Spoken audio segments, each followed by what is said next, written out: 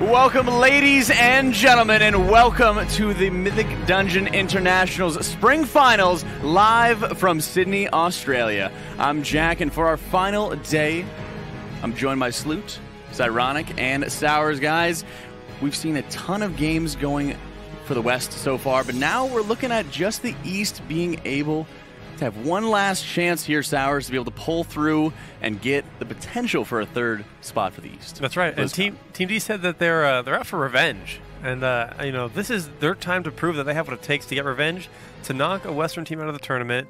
They've done one, or I guess one's already gone. 40K. They've been laid to rest. We're going to King's Rest. Another team is going to get laid to rest there.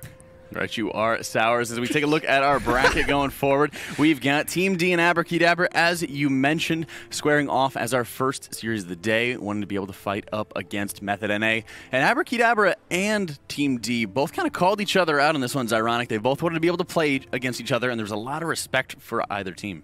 Yeah, I mean, when we talked to both of these teams earlier in the tournament, I mean, one of the main things Team D talked about is they want to take out one of the top teams. They've already made their goal. They said they wanted to get to top 4, but they are the last hope for that Eastern region, like we've talked about. Every single match today is important for BlizzCon. If they lose this first match, we've determined how many teams we're going to have at BlizzCon. We're going to have 4 Western teams and 2 Eastern teams, so it's all on Team D's shoulders here. I don't really think Team D their goal is actually top 4. I found them to be very modest when we talked to them. You know, we asked them what their best map was. They said, oh, we're kind of average at every map. We don't really have a best. You know, what's your goal here? You know, I think we'll get top 4, but we know they can be a really good team. I think they're going to bring in. I mean, I think they're secretly gunning for that top spot. Who wouldn't be at this point? They really should be, and in many ways, I feel like they've gotten better over time. We talked about it a lot here, Sloot, where they kind of had a disappointing first day. They didn't really look like they were the best Eastern team. They certainly weren't the best team in the tournament thus far. And then yesterday, they really started stepping it up and clawing their way out of that lower bracket. Yeah, they were really plagued by a lot of the issues that we saw them with inconsistent play during the Cup, during the season. And it certainly showed on the first day. They picked it up just as you said, Jack. And I mean, it's do or die here. They don't have any other opportunities to try and get out of cold streak or maintain a hot streak, if you will. So they got to bring it, especially a team like Abrakeydabra, because Abrakeydabra has gotten out of that funk that we saw them have during the season as well. And a lot of teams have had these little funks here and there that have prevented them from beating Method EU. And now that we already know that they are going to be going to BlizzCon and will be in the grand finals, it really just kind of begs the question on this one, Sours. Who do you think is going to be joining them for the grand finals and at BlizzCon? Well, we saw one really funky team yesterday. You know, Method NA had a really funky day, as you would say, right? And so I think that realistically, Method NA is the best bet that's going to have the other invite to BlizzCon. But hey, I'd love to see Team D being able to make it as well. Or it could be Abrakeydabra, but we'll see how it goes. You know, I think I'll say Method NA. All right. Zyro? I think Method NA is definitely the best of the 3 teams here. And Sloot? I'm going to go with Abrakeydabra. Yeah? Yeah, I'm just pretending he's Nagura and I would disagree with Nagura's vote. She's I know, we were waiting for one. She's not able to cast her vote right now. I know she'd probably agree with them, so I'm going to go with Abrakeydabra on this one. All right, I like it. And as we take a look at our schedule for the day, as I mentioned, we will have Team D going up against Abrakeydabra for the first series, followed by Method NA versus the winner. And then the winner of that series will be going up in our grand finals, which will be a best-of-5 series. And we'll go across the stretch of these dungeons. First map on the grand finals, Zyronic, is going to be on Siege of Boralus, which we've had a lot of fun with thus far. Yeah, I mean, so the thing about Siege of Boralus is that we haven't... Have we seen Method EU play it? We haven't seen Method EU play it, and they definitely had one of the strongest strategies in the tournament so far. The only strategy that I think could even compete with theirs was Method NA's when they had that double spotter strategy. So we'll have to see, you know, moving forward. We do have Siege of Boralus as a map 3 in this series that we're about to have here. So if it does go to that, we'll be able to see whether Abra or Team D were able to clean up their strategies going into it. But I mean, Method EU's looked so strong so far. And that's an important point. Is a lot of the games in this series in particular are going to be featured in the grand final. So it kind of helps a little bit with these teams in terms of practice. And if we have one of these teams, either Team D or Abrakeydabra, actually make that run, they might have a little bit better of a chance. But let's take it over to Fist on stage and see what we got on the inside scoop. Thanks, Jack. Abrakeydabra believe that they are at least equal with Method EU and way better than Method NA and Team D. They think Team D is just okay, but they're not going to take anything lightly. That being said, they're not worried about any teams and are mostly worried about making mistakes overall. Team D believe that they have a 50% chance of beating Abrakeydabra. Regardless, they've reached their goal of making it to the top 4, and they're actually feeling pretty relaxed. I'm not feeling relaxed, however. I'm feeling pretty hype. How are you feeling, Jack? Feeling wonderful. Thank you so much for that one, Fist. And Abrakeydabra calling Team D just okay, Salute? I mean, you know, Jay's a sneaky dude. He's a vampire. I think Abrakeydabra in general throughout all of the cup plays always felt like they were one of the best teams, maybe even the best team, but they've just been plagued by really inconsistent play a lot of the time. We've seen a lot of issues with Elsrat's performance as well. He's talked about it. He's improved that a lot overall. So again, you know, we keep coming back to the same thing. It's do or die. This is your last shot at it. You're either going to make it or you're not. So if they truly are the best team, this is their time to show it out of the lower bracket. It will, and King's Rest will be our first dungeon in the series with Tyrannical, Sanguine, and Volcanic. On this one, it's been a little forgiving from some of the other King's Rest we've seen thus far, Zyro. Yeah, I mean, the thing about King's Rest is the most dangerous affix of all the 3 affixes we have here is going to be that Tyrannical affix. These bosses are so nasty, especially that first boss, the Spit Gold debuff, absolutely chunks players. If they aren't taking care of their personal cooldowns and their healer isn't watching their mana, we can see teams wipe on this first boss very easily. We've had a number of times, in fact, where healers are not able to quite keep up, and mana gets drained very quickly here. Standard comps coming out for both teams as we go into it. Keep in mind, we do have that unlimited swap, so a couple times, Salute, we've had some of the DPS in particular running with that dwarf so that they can be able to stone form off the bleeds. Yeah, I wouldn't be shocked to see that here. I mean, anything you could do to survive against that Sever Axe on the third boss just really helps a ton, and the rogues don't need a lot of vanishes up their sleeve for the entirety of this dungeon, so dwarf is the way to go to really help the healers out on that boss. That's right, and if you'd like to place your vote on who you think is going to be winning our first series of the day, be sure to use the hashtags in chat right now, hashtag TD or hashtag ABR, as we started up in the lower finals here between Team D and Abrakeydabra. Let's get it rolling here. Final day of the MDI LAN final here in Sydney. Both teams, of course, stealthing right away and getting straight over to that first boss's room in the Golden Serpent area. A bit slow on the side of Team D right now. I'm not sure what took them so long. Nonetheless, they have crept by those first 2 constructs, Zyro. Yeah, something really important to note here is this is the first time we've seen King's Rest this entire tournament so far, so neither of these teams have had a chance to like look at the other team strategies and like pick and glean their favorite strategies from other teams. So these are all homegrown strategies. This is all stuff that they have practiced and prepared for this tournament. I want to see whether or not they're going to pull off this massive pull here in the first room. Both teams look like they're doing it. Both teams look like they're doing it. A bit of a slip up there with some of the Sanguine on the side of Abrakeydabra. Kept those first mobs in for just a bit, but Bloodlust committed on both sides right now. This is a hugely dangerous pull. The tank can get gibbed at any second. You see Long taking absolutely no chances as he immediately heroic leaps out and starts to line of sight, making sure that none of those casters leak any of those ice casts on him. Abrakeydabra following suit right now as Divine Field does the exact same thing in the exact same spot. Doesn't really line of sight for too long though, as he just goes to the back of the room, wants to make sure that all of the mobs are trailing and dropping Sanguine so that they don't get healed too much from that Panini. It looks like so far Team D is doing a much better job of cutting the trash down. They've got so much more of the trash dead. They only have 3 trash mobs left, while Abrakeydabra still has almost all of the trash pack left. Even if it's all, sub 10%, it can still all do damage, and they still have to make sure they're dropping that Sanguine well. If any of these start casting and Sanguine, they're going to heal up quickly. Absolutely fantastic start here from Team D right now as the first Reaping Pack plagues the team. We see the boss spawning here, a little trip around the golden pool in the middle, and they'll get started right away on this very dangerous Tyrannical boss right now. Long grabs the boss immediately, making sure to dodge all the Shadow Smashes on the ground as Abrakeydabra still just getting ready and finishing up on the last mob here. They actually missed one of the champions on the side right now that's enraged, but they have nonetheless spawned their Reaping Pack on top of it. The boss still has not come into play as Team D is already at 90% on Zyro. It is probably one of the most dangerous bosses in the entire dungeon. Yeah, we mentioned it before the cast, that Spit Gold debuff. Whenever you see that golden debuff on one of the players in the top health bars in the room, every single time that debuff ticks, you're going to see their health chunk down 50-60%. And if either of the rogues don't have their cheat death, or if they don't have any other personal cooldowns, they could definitely go down. Their healer's going to have to pump single target heals into them. Yeah, I mean, it's a huge chunking amount of damage. You can see the debuff right now on Ab.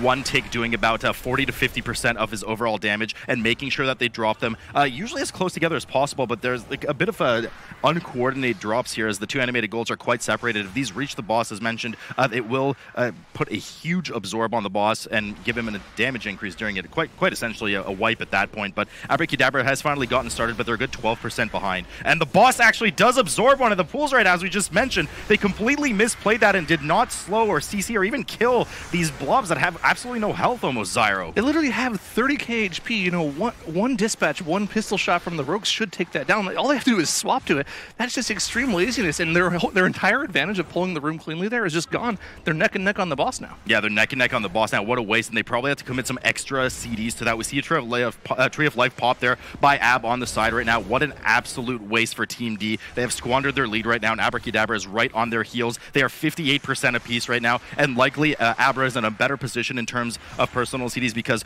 during that boss's absorb, it deals increased damage. So the Spit Gold debuff that goes out on the player on Yushen in that regard was taking for a tremendously larger amount of damage. So they had to probably commit an Iron Bark at least. And they did actually end up having one of the rogues cheat death too. Mog does no longer have that cheat death available to him, so if he gets one of those spit gold debuffs later in the fight, he won't have that available at all. Not to harp on it too much. That was a very bad play, but I'm kind of shocked and impressed that they recovered from that. Usually we tout that as pretty much a wipe at that point. You have so much health to chew through, and oftentimes somebody dies. So good on them for keeping it up and just keeping it going. They are just slightly ahead of Abrakeydabra right now, 1 to 2% on the bosses. Abrakeydabra is trying to keep their Golden Serpent as stationary as possible so that the blobs come in from the same position at all times, and you don't risk blobs coming in from the other side of the pool in the middle.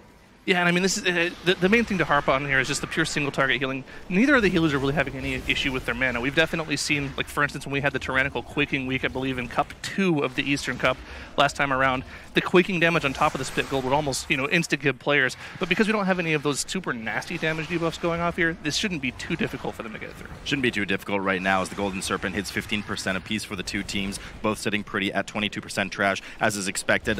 This dungeon, of course, really not too many options in terms of trash skipping. You'll see a couple, especially with the constructs in some of the bridges, but you just don't have the option to skip too much trash. There's not enough count in this dungeon compared to something like Mother Lode, where you skip about half of the dungeon's worth of trash. Golden Serpent 7% here for Team D, and right on their heels is Abrakeydabra hitting their 7%. Yeah, and this is going to go down, probably within 5 seconds of each other. That we can't keep harping on it enough. That one slip up there definitely cost them 15 to 20 seconds of time. So all of the advantage they garnered from doing the trash wall in the first room is completely gone.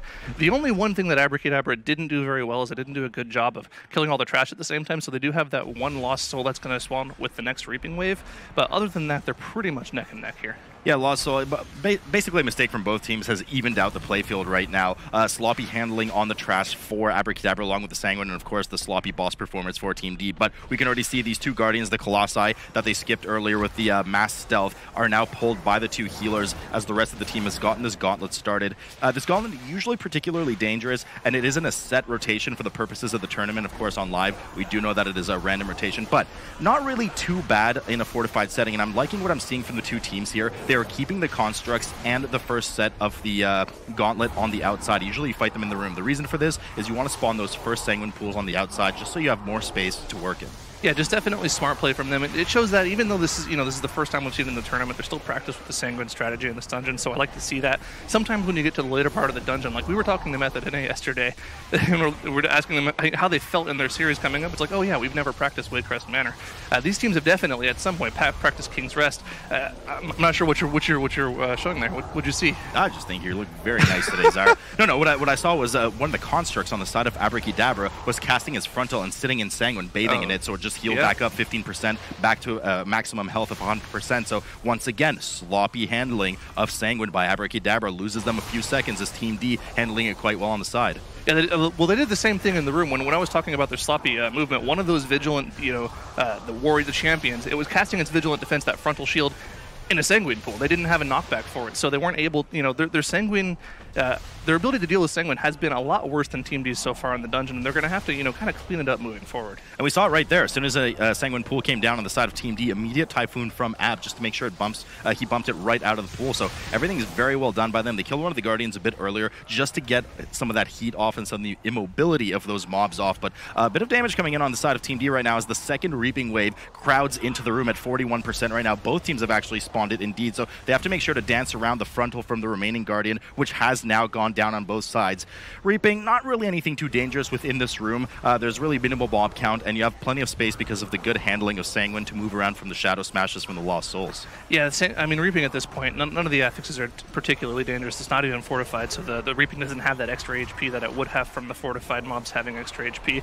I mean, the only really thing they have to worry about is Volcanic, and since they're both running these triple melee comps, they can always constantly move while being able to dodge volcanics. So that's kind of a non-affix, so to say, in this dungeon. It's a non-affix, and oftentimes they're in the dead zone of the volcanic spawn too, so they really shouldn't be getting too many. A lot of damage coming in on Baby Pig though right now, as he sat in the Bladestorm from one of the kings on the side. Deals a tremendous amount of damage. Certainly a very melee unfriendly mechanic there, and it is probably the most dangerous of the kings present in this room right now. But no proc for his cheat death right now, so he got out just after one tick and everything was all right. Finally, the queen goes down right now as they move over to the last part of the gauntlet, something that Abrakeydabra is already on and well ahead on.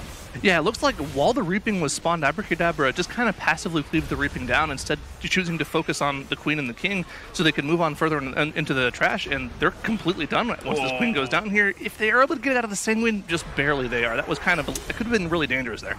She did get actually a couple takes off, and she finally managed to move at the end, so once again, just a bit of time lost, but because of their higher DPS prowess, at least what they've shown so far, they have managed to boost just a bit ahead of Team D right now, sitting at 52% trash, and they will be moving on past the Construct. Of course, this Construct very typically skipped here with the Mass Stealth, as we're seeing from the side of Abrakeydabra, into what is otherwise usually a fairly large pull in the room, and there's really nothing preventing them from doing this pull as long as they move well, once again, with the Sanguine from all the ooey gooey rich and chewies in the room. Yeah, and I mean, we keep talking about it. We talked about it yesterday. We've talked about it in previous MDIs. Divine Field's one of the best tanks when it comes to kiting things around, making sure they don't, get too much Sanguine drop in the same time. We saw him do it in Freehold as well. He's generally pretty good at it. It looks like they've had a little bit of nerves in this dungeon so far, making sure they're kiting trash around, but he's generally one of the best tanks, in my opinion, when it comes to kiting mobs around, and you can see the way he's kind of moving around the room here. Yeah, it's going quite nicely here. They have to be careful. Mythic, of course, the boss, is just on the bottom part of the screen there for Abrakeydabra, and has quite a large aggro radius, so you have pretty limited space to kite around right now as the blobs do start dying, and the team is doing well to avoid all the poison on the side. Excellent job here by Abrakeydabra. This is what you expect to see from the teams, and they swoop right back in near the tombs once the Entomb cast comes out of the constructs, so that you can spam click that sarcophagus immediately and release your buddies. Team D has made up a bit of time, actually, compared to how behind they were in the gauntlet, relatively, of course, how behind they were in the gauntlet. They've killed most of the ooey gooeys in there and are dealt with the constructs. However, one construct is very high health compared to the other one. Yeah, and something I want to point out here, one of the things Divine Field did that Long did not do is he made sure that he kept everything on the exact same half of the room. That way, whenever the Entomb cast from the Interment constructs went off, they always went on the same side of the room. On the side of Team D, they actually kited from the right side of the room to the left side of the room. So not only did they have the Entomb on a different side of the room, their healer had to run all the way over to get the person out of the tomb. So that was just not very well done from them. And as a result of that, Abrakeydabra is 25% ahead on the boss now. Yeah, 25% out on the boss. Team D only spawning the third Reaping Wave. It's generally okay. It doesn't matter which side of the room you want to deal with those two constructs, but just don't sit in the middle of the room, because you're going to have to run to one side or the other. So going from right to left or just sitting on the right, it does not matter. But just commit to a side, unlike what Team D did. So definitely losing a bit of time there, as once again the Reaping plaguing Long. He actually procs this cheat death trinket there. Mythic, definitely the hardest hitting boss in this dungeon. Actually, maybe of most of the bosses in the Battle for Azeroth dungeons. Just absolutely demolishes tanks with his melee right now, especially in this tyrannical environment. So Long had a bit of a proc there on the cheat death trinket. Not going to have that available again for 6 minutes, just because of the increased damage, not only from the boss, but these Reaping Soul stacks coming from the Reaping Souls. Yeah, and the thing to mention here, which is pretty cool, is Abrakeydabra is really focusing on their single target damage right now. They're just focusing everything on single target. They're not cleaving things down. They're making sure that the priority targets that will get them further into the dungeon are the things that are dying first. That's why they're doing such a good job staying ahead of Team D here. Now, of course, Mythic, it pretty much does the same thing that the Interment constructs does. The main thing being that when it entombs someone, it can be in one of any of the 4 tombs around the room. So you'll see people kind of spread out when the Entomb cast comes, just so they can make sure they get the person out right away. Yeah, good kiting here. Good kiting here from, of course, the fire zones, the area denial that Mythic does on the floor. It does target one of the players. As we can see, they are doing a very good job keeping close to the zones that have already dropped, is not to cut the room in half, so that once the Entomb mechanic comes up, as Zyro did mention, they do have the space to run to either side of the room. Something that Team D's done slightly more sloppy, but they still put most of their fire zones in the corners and sides of the room. But you certainly don't want to cut off that middle area just too much yet. Team D and Abrakeydabra both sitting at 65%. And, Zyro, at least during the season in this dungeon, one thing that we often talked about is, where do you commit your bloodlust? We saw kind of a 50-50 split throughout the 6 weeks of the Cup, where some teams would commit their bloodlust on the boss here and really not gain too much out of it, especially in this tyrannical environment, and some would commit it for the trash afterwards. But again, not really getting too much out of it, but certainly getting a lot more safety out of it. And it looks like both of these teams are committing to the trash tactic. Yeah, definitely a safety strategy, which is kind of questionable considering almost none of the affixes in the dungeon make the trash do more damage. But when you do that double spectral berserker pull coming on later after this, your tank can go down just at the snap of a finger. So just maybe playing the safer route. I don't know if I like that in a speedrun dungeon, especially when we're in the top 4 of the tournament, where this has BlizzCon ramifications here if Team D's wins or loses. So I don't know if I like the safe play from the teams here, but they're going to have a third Bloodlust later on in the dungeon either way, so it's not too big of a difference, I don't think. Not too big of a difference, as Machimba is now at 11% for Team D. Indeed, Abrakeydabra there maintained their 25-ish% boss lead the entire time, but Ashine proccing his cheat death right now on the side of Abrakeydabra. Here comes that very dangerous pull. There's 2 stacks of bleed from the Spectral Berserkers on Divine Field right now. Their Bloodlust is halfway done, and he starts kiting away just to get a bit of distance from them in safety as the Healing Tide Totem drops down from the Witch Doctor, and he manages to unluckily get the Frost Shock on him as well. But they do manage to spread them out and Ring of Peace all of the mobs out of the Sanguine. It looks like they're pretty stable right now as another bleed goes down on Jay, who I believe immediately Dwarf formed it off because it was active for only just a second. So Dwarf Rogues really pay off in this dungeon. This Berserker is just sitting in Sanguine pools right now. It's healed almost to half HP, 2/3 HP just from sitting in Sanguine pools. Actually doesn't have his cheat death available as he drops incredibly low there. This is not a clean pull from them at all. They're having to almost kill an entire extra Spectral Berserker here. Yeah, and Divine Field gets one more bleed stack on him. Elserat can only sustain this level of healing for so long. That Tree of Life is already down right now. Finally, the final take of bleed ends up ticking off of Divine Field right now as Team D is doing a similar pull and gets the Ring of Peace somewhat defensively for long as he kites down the stairs right now, but he's at 13%. He doesn't have his cheat death drink, and he does go down. Ab immediately battle-resing him on the stairs, but we're going to have aggro left and right here. Long is not able to AoE taunt all these mobs, so the team's going to have to play extremely defensively. Baby Pig getting the bleed on him. Immediately Dwarf forms it off, and another bleed going from the Spectral Berserker onto Mog as well. The team is kiting down the stairs right now and helping logging it aggro, but a Frost Shot goes out on Yushang, and one more hit finishes him off too. They do have a battle res available, but are not committing to it just yet. Finally, it comes up here from Ab, and the team looks like they're stabilizing here as Abrakeydabra has already moved over to the Brute. Yeah, they just have that one Berserker left. It might get one more bleed off, but it looks like at this point, with only 2 mobs alive, they should be just fine. They should be stabilized. But because of the danger of that pull, because they were not clean, Abrakeydabra has been able to move on and proc their 4th Reaping Wave. They're just pretty significantly ahead at this point. One full trash pack ahead in a dungeon like this, when it's on rails, when there's not really that much variability in what you can pull, that's a lot. That's a lot, and it looks like Abrakeydabra is committing to just skipping the entirety of the hall right now as Divine Field rushes through with his Swiftness Potion, just gets a spot aggro on everything, gets some stuns, gets an Intimidating Shout out, and then everybody Shadow Melts at the bottom of the stairs while Team D is still dealing with the Spectral Brute and trying to spawn their next round of Reaping. Both rogues sitting not too pretty right now on health for Team D. Yeah, and they actually do have one of the Spectral Berserkers here on this boss. This could be a lot of tank damage. I'm not sure if I like this strategy. It's very, very dangerous, I feel like. But the Cool of the Butcher bleed plus one of those Berserker bleeds could just be an instant death for someone. But Zara, I mean, we just talked about it. Safe is not always the strategy, especially in a tournament of this caliber. Not only is a BlizzCon spot on the line, but the top prize of $50,000 for the team. So they're doing with what they can. I'm sure they've practiced this before, I would hope. But it is going to be a lot of damage on the team, as unfortunately Elserat is the one that gets the Sever Axe bleed, and not one of the rogues that can dwarf it off, or Divine Field himself taking down to 9%, and another bleed coming in from that Berserker. Elserat just having so much trouble right now, healing everything up. Divine Field barely hanging on, decides to Shield Wall and Heroic Leap out of the group right now, so Elstrat can focus on himself with that Sever Axe debuff. Divine Field now starting to stabilize just a bit.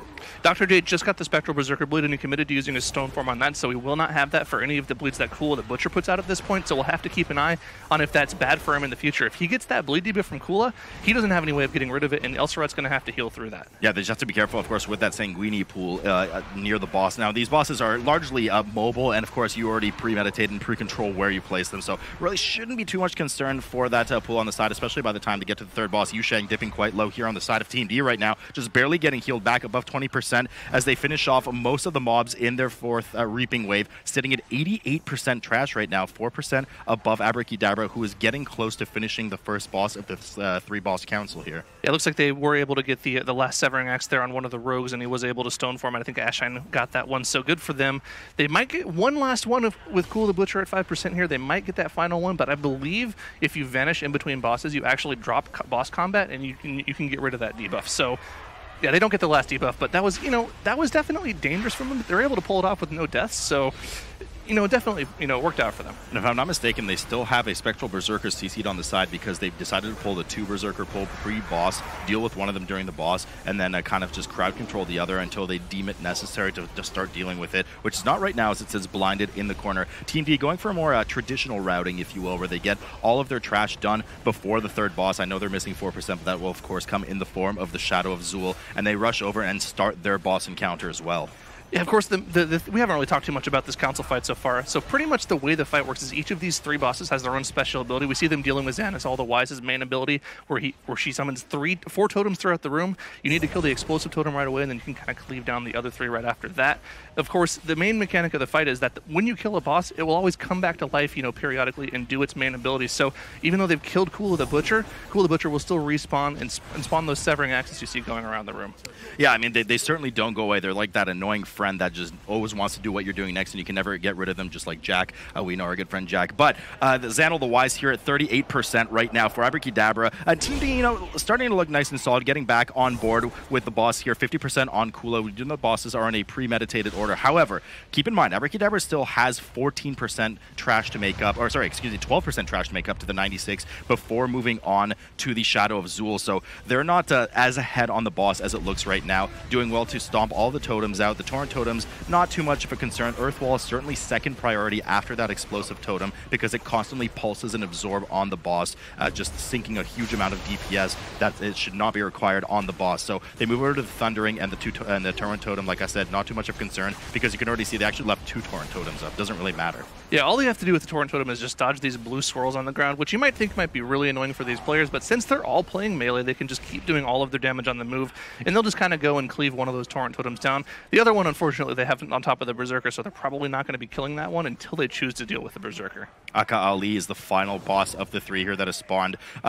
Hits the tank moderately hard. The main mechanic here, of course, is this barrel through that will target one of the players, and upon completion will do a mass amount of damage, split evenly by the amount of players that soak the charge to the last player. Now, the trick here is that by the end of the barrel through, if you vanish it or shadow meld or drop combat in one way, it will actually start to recast it on another player.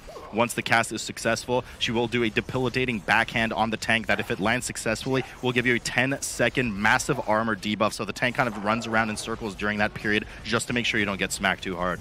Yeah, and actually, I like this. Abrakeydabra was able to pull off what I kind of call the Team D strategy, where they were able to vanish enough of the barrel throughs in a row to where it actually just queued a debilitating backhand and then started to barrel through afterwards, so that the tank could just stay in and do as much damage as he wanted to do the entire time instead of having to kite around. So that just bought them quite a bit of extra damage there for their tank.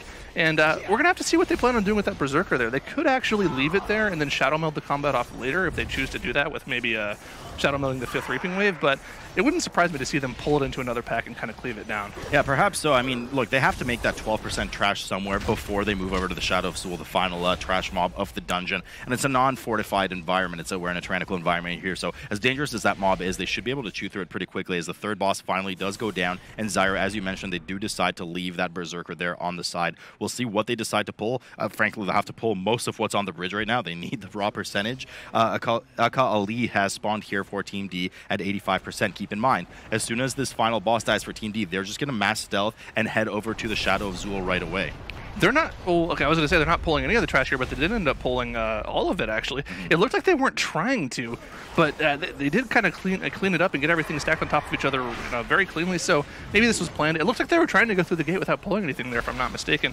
But if this adds up to exactly 12% of trash, this was definitely planned for them. I mean, it is planned. We have a double blind on the side there from the 2 rogues right now, so it looks like this is exactly the amount of trash that they still require. A bit of damage coming in on Divine Field from those Spectral Berserker bleeds, but nothing too bad right now. Unfortunately, they're not getting to move out of these healing totems very quickly, the healing tide totems that go down, and they just get so much pulsing on the group. The Beastmaster is just standing and saying, when it's been standing in it this entire time, it's healing completely to full from half HP, and that's not a mob you want to heal to full. That Poison Barrage, if you don't vanish it, that's Jay goes down to it. That's just a lot of damage. That could have been avoided if they had some sort of displacement, but because it's in that corner there, they couldn't have displaced it unless they had a Ring of Peace in the corner, but they used it for something else. This is just really sloppy play right now, and the Hunter comes in, and Elserad actually gets punted into the pack beside him and goes down. No battle rest for him. They do have their checkpoint at the 3rd boss here, and he immediately gets in cat form, stealth, and runs over to try and help the rest of the group out right now. 2 sloppy deaths on the board here for Abrakeydabra for a Team D that's just rifling through the rest rest of the boss and moving up to the Shadow of Azul now. Dr. J chunking below half. Poison barrage on the entire group except for Swagfist. Only has 1 Dispel from the Monk and 1 from Elsarat. The remaining 2 members will have to eat 8 seconds of that dot. Ashine getting so low right now, but finally manages to get rid of the dot. Really sloppy play here as Team D is now ahead and has started on Shadow of Azul because of that hiccup from Abrakeydabra. That Sanguine Pool just cost him probably 45 seconds of time. Elsarat, now, it's not the first time, Zyra. It's not. This is like the 4th, 5th time we've seen him misplay with Sanguine. True. I mean, credit to Elsarat, though. He did pull that extra pack, and instead of, making it worse and running back to the group, getting everyone in combat, he just instantly died. He ran backwards into the trash pack. I want to give him credit and say he died on purpose because he knew that they would give aggro. Doing what he does best, right? Yeah, but it could have been a lot worse than it was. It was kind of, I want to say it was a heads-up play from him there, but, he could have just gone down accidentally. Too. Yeah. I mean, to be fair, you say it's good that he sat there and died, but he died in about half a second, so I don't think he even made a very conscious decision about what would happen. Nonetheless, Team D here has popped Tree of Life. App has popped Tree of Life on the side of Team D right now, finishing up the rest of Shadow of Azul. Excellent work from them. A lot of healing coming out, a lot of attention really needed on the tank, a lot of babysitting. This is pure shadow damage coming in. You can't shield block that. Once it's down here in just a moment, they will be heading down the stairs. Abrakeydabra about 5 to 10% behind on the boss. Team D rushes down and starts to get rid of the 4th Reaping Wave. This is going to come down to a DPS race with Team D being exactly like maybe 10 to 15 seconds ahead of Abrakeydabra here, and they have the exact same amount of deaths on the board, so this is purely DPS race. I thought they were trying to reset the boss there. I was wondering why the Rogue is still outside, but yeah, they kind of pulled the boss a little bit late there. They sat there and looked at him for a few seconds, which is not what you want to see in the speedrun environment. But that being said, they still have about a 15-second lead on Abrakeydabra, and they're going to have to make that up here. And Mog actually gets his Cheat Death proc, does not manage to get away from that Quaking Leap too well. Baby Pig sitting not so pretty on health either, just sub 20%, finally getting some healing over time from Ab right now, as Abrakeydabra is rushed. It is about 10% behind on the boss. Now, we do know, of course, there's 96% trash on the board. It should be likely 100 at this point, so probably just a display here. The teams are indeed done with the trash and have Shadow melded off the 5th Reaping Wave, so it just comes down to who is going to kill this boss first. Team D had a 10% head start on the boss, and Zyra, we know both teams are going to absolutely ignore the Raban. He's just a side cleave that you want to deal with, and they're going to focus all of their Bloodlust and single target damage into the next Raptor at 60%. Yeah, of course, the second Raptor is really the dangerous point of the fight. It casts an AoE fear on the entire group. Baby Pig almost proccing his Cheat Death there, but just barely able to keep it alive, taking that frontal from Raban. That's the only really dangerous part of Raban. It does the same thing as the Raptors in the instance. It jumps to a place, does a frontal cleave, so as long as you move out of it, you should be fine, but that's just kind of lazy from him taking that damage. Yeah, lazy, and the last thing you need right now is a death. Of course, the two teams don't know how close together they are, and in fact, Abrakeydabra actually managed to claw back in just a bit. They were 10% behind on the boss, and it's only about a 5 to 6% spread right now. Finally, Bloodlust comes up here for Team D right now, getting rid of Zala, of course, the mounted Raptor. All damage done to King Dazar during this phase will be redirected into Zala, and that Raptor casts an AoE fear every like 10-12 seconds or so. Very disruptive, which could punt you into the tornadoes on the side. Yeah, and we're going to see them actually try to burn Zala as quickly as possible here. It's just about to go down for Team D as they do get that last one Howling Fear off, pretty much stopping all damage in this melee comp. Zala does go down for them. And we do see, actually, Baby Pig dropping incredibly low to that debuff from the winds that go around the room. That's just lazy play. It's lazy, but it was a bit unlucky, too, because they rushed into the boss after the fear to DPS just as he threw out a wind, so it was kind of trapped inside of the boss's model. But they should have pre-planned ahead and not run into the boss's model, because we know that can happen right now. They do manage to stabilize, and they are at 45% on King Dazar, rapidly approaching the last phase, where there are some fairly easy-to-dodge traps coming in from the ceiling. You'll see them in the form of brown swirlies on the ground. Abrakeydabra slightly catching up here, about 3 to 4% now behind on the boss, and because of the sloppy play on the bridge Zyra, they don't have the advantage of the 2 deaths that Team D had earlier. But at the same time, Abrakeydabra is very, very slowly catching up. They were 4% behind when Tazala went down, and right now they're only 2% behind. So we're going to have to see if this, we've been talking about Abrakeydabra all season long. There's this superstar team. We have to see that superstar DPS come out from them right now. It's do or die here, and Team D is just holding on to this 3 to 4% lead right now. They're doing whatever they can to just finish off King Dazar. Now, things can always get out of hand. We've seen some spot deaths here from teams during cup play. Quaking Leap combo plus somebody accidentally getting hit by one of the tornadoes can easily finish the team off. Even, of course, the tank frontal just doing an immense amount of damage on Long and Divine Field on the side of Abrakeydabra. But Abrakeydabra clawing back right now, about 1.5% behind.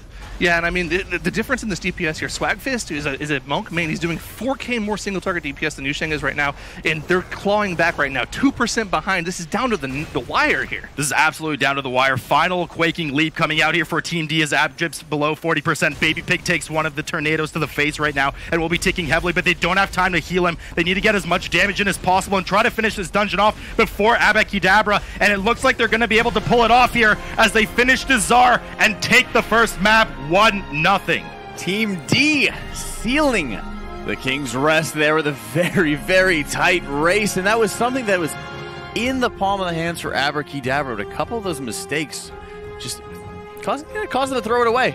There was a little bit of a user interface bug, as I'm sure you guys noticed, where it showed 96% for both teams in terms of enemy forces. That was just a bug on our side, though. Both of them did, in fact, achieve the 100% that they needed to on that one. But Sour, such a close game and a very impressive start to our day. Oh, yeah. Big mistakes from both teams where I thought one team had thrown it away, and then I thought, okay, they've definitely thrown it away now. And then counter throws come back from Abra, unfortunately. It was this game was as the closest match we've seen of any of the series. They started off here on the Golden Serpent where they let a slime get through. You see this animated gold slip through. No one's there to stun it. No one's there to stop it. No Ring of Peace. Nothing. Boom. Hits the boss. That's a 12% health absorb shield on the boss. He's also doing 50% increased damage, which on Tyrannical is insane. Normally when that happens, that's a wipe. The fight's over. But they're able to finish the fight and do just fine. Then they had some struggles on the staircase after the second boss. But Team D was luckily able to recover from this. And then they didn't have any mistakes from here on out for the rest of the dungeon.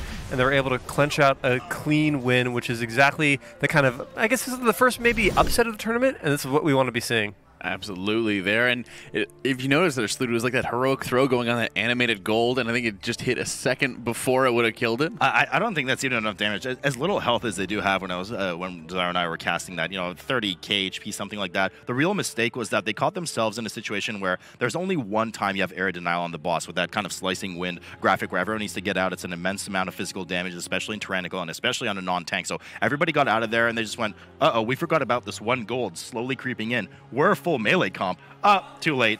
But I gotta say, as huge as a mistake that was, it was very impressive they were able to recover from that, because every time we cast out, we're like, oh, if this happens, it's a wipe. If this happens, and it happened, and they didn't wipe, and they actually won the match in the end. There's been a number of times throughout this game alone where things that just should have wiped them, teams were able to recover on this one. Sours is very impressive. Oh yeah, and I think normally on that boss we'd like to see even mass entanglement, right? But unfortunately, this is the point of the dungeon where Abrakeydabra let the whole dungeon go. We see this Beastmaster just chilling over in Sanguine, healing a fool. He killed Dr. J just a second before. He knocks back Elsarat. Ooh, and then once Elsarat goes down, everything just kind of goes poorly. It goes down again, and at least they have the checkpoint for the run back. But having these deaths and having this wipe on the bridge, you just can't have happen. They need to do something to, I don't know, Ring of Peace that mob out of there. Perhaps if they had a Death Knight, they could have gripped it out. For a team of Abrakedabra's caliber, their Sanguine play was unacceptable at this point. I mean, it was it wasn't even just that time. Zyra and I throughout the entire dungeon, in the Gauntlet room, in the bridge 3 or 4 times. I mean, there was just so many times when they leaked so much Sanguine, and it cost them so much time that they lost the dungeon by 3 seconds or something. It's actually right there. It's 4-second time difference between these two teams, and there's a number of times, as you mentioned, they had it in their hands. They were executing properly, and then they just start leaking a couple seconds here and there, and it shows the last boss, ironically, the DPS race, even in some cases we're able to say, oh yeah, the Monk's starting to do a lot more damage than their opponent, but it just wasn't enough. I mean, giving them credit where credit was due, they did catch up a little bit. And I want to mention something about that bridge pull where the Beastmaster was stuck in the corner there. The only way they could have gotten that Beastmaster out of the corner was through a Ring of Peace, and I'm pretty sure that's what got it there. So they had no way of getting the Beastmaster out of the corner. That was just, like we mentioned, so much just random sloppy plays from them. They could have had Elsarat come around and Typhoon it out too, but he had gotten punted and then killed. But even before that, I mean, you have 2 opportunities, the ROP and the Typhoon, and they were both probably on cooldown at that point. With everybody using their cooldowns, and sometimes it might just come down to cooldown coordination of people just popping everything a little bit too early. But they'll have to be able to clean it up if they want to be able to take game 2. So we're taking a quick break before we get into it. Don't go anywhere. The MDI will return right after this. Welcome back, ladies and gentlemen, to the Mythic Dungeon International's Spring Finals as we go on into Game 2 between Team D and Abrakeydabra. the rematch once again to see who's going to go up against Method NA, but also playing against each other on the Underrot. And it was a series that was just narrowly won by a couple seconds, Sours. Oh yeah, like when these guys did this dungeon earlier, it was there was throws in King's Rest, but there was also throws in Underrot when they first met each other here, with Elsarat dying on the very last boss in the last couple of seconds, where they were somehow able to sustain through that, and they made that kind of mistake again, especially after a loss like that in King's Rest. That could be disastrous for them. And they could be facing elimination as we go into Game 2 right now in the Underrot, with all the favor of Twitch chat going Abracadabra's way. Them Twitch chat is crazy. Man, after that performance, Team D is on fire right now, but how fitting that we should meet back in Underrot with these two teams where it all started between them at the beginning of the tournament, Zyro. And Sour said it himself, this was an incredibly close matchup between the two teams before, and both teams left something to be desired in that first Underrot. So we're going to have to see, with all the experience they've had of running through this entire bracket at this point, whether or not they're going to be able to clean up their run in this dungeon. And let's keep in mind here, we're in a bolstering environment, so any mob that dies, any trash mob that dies, will buff every enemy around it by 20% of max HP, and of course 20% damage. So you want to make sure to kill things at around the same time and maintain and sustain the health differences properly. And something to remember here from Abrakeydabra, they play Horde in this dungeon for those Arcane Torrent AoE dispels on the skeleton packs later in the dungeon. So we're going to have to see, once again, if that comes into play. They definitely have kind of crafted their strategy around using those torrents. So, I mean, we're definitely going to have to look and see what that does for them in this run if they're able to be clean. Yeah, a lot of teams don't really, when interviewing, they didn't really think, or they didn't construct many strategies around alliance in this dungeon, just because having those Arcane Torrent dispels, as you mentioned, on the Guardians after Cragmaw is a pretty big deal. Abrakeydabra finally finishing off their trash. Both teams have indeed committed their bloodlust here. 13% on the board for them as Team D has finished up their remaining 13% and will be heading down 14%, excuse me, and will be heading down over towards the first boss. Yeah, and of course, the thing to mention about being Horde, of course, the main thing, since you're not Alliance, you don't have that Shadow Meld available to you. So anything that you pull, unless it's on a rogue, you're stuck in combat with it. You can't drop that combat. So that's why we see both of these teams, especially Abrakeydabra, making sure they're dealing with this mask. They're going to proc, both teams actually, going to proc their first Reaping Wave and AoE it down with this first boss. Now, it is a fortified setting, right? So the boss isn't going to be that dangerous, but any errant Blood Bolt cast going off from the boss could be a death. It hits the tank very hard, even in a fortified environment. I can attest to you, especially when I try to call for someone's intro and they don't listen to me, and it hits me in the face. But speaking of procs here, we have Ashine's Cheat Death proc as well, so he's not going to have that available. Fortunately, not really any too dangerous DPS damage coming out until we get to the Screamers, of course, in the next room. But before that, we have to defeat Elder Liaxa, something that Abrakeydabra is about 12% ahead on over Team D.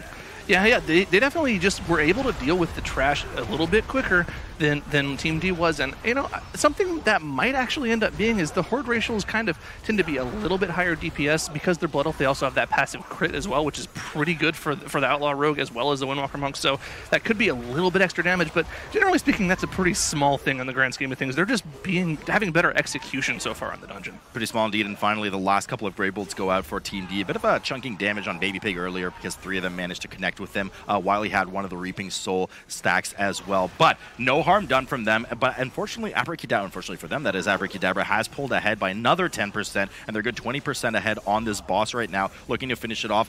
Bolt goes off, and they were getting ready with a Spell Reflect, one final one from Divine Field there. Huge amount of chunking damage reflected back into the boss's face as they mount up and get ready to go right into the heart of Cragmaw's room. And Zyro, this room is really where we see a lot of teams, I mean, even in Method NA, we constantly have talked about it, a lot of teams struggle in this room because they overpull and overcommit, and there are just such dangerous trash mobs in here. Yeah, I mean, the way you pull this room, especially in this speedrun environment, is you only have 4 melee interrupts available to you. If you pull more than that, more than that many mobs that need to be interrupted, you're going to have a bad time in here. You're going to have to be like, oh, I want to let a Sonic Screech go through, or I want to let one of these stuns from the Lashers go through and heal through it.